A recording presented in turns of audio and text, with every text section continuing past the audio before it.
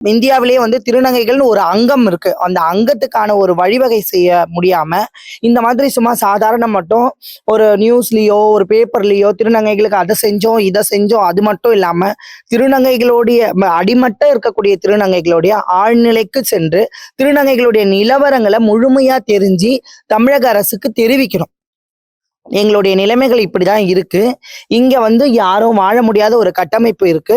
அதனால திருநங்கைகளுக்கு அவரவர் விருப்பத்தின் பேரில் இடமோ, பட்டாவோ அல்லது அவரவர்கள் இப்போ மத்திய சென்னைன்னா, மத்திய சென்னையில பார்த்தீங்கன்னா, ஒரு அபார்ட்மெண்ட் கட்டியிருப்பாங்க.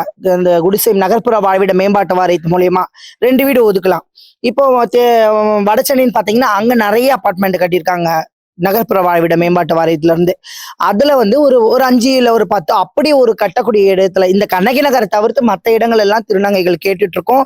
முந்தைய தமிழக அரசியல் ஆட்சியில பார்த்தீங்கன்னா, நாங்க முதல்வருக்கும் கோரிக்கை வச்சிருக்கிறோம்.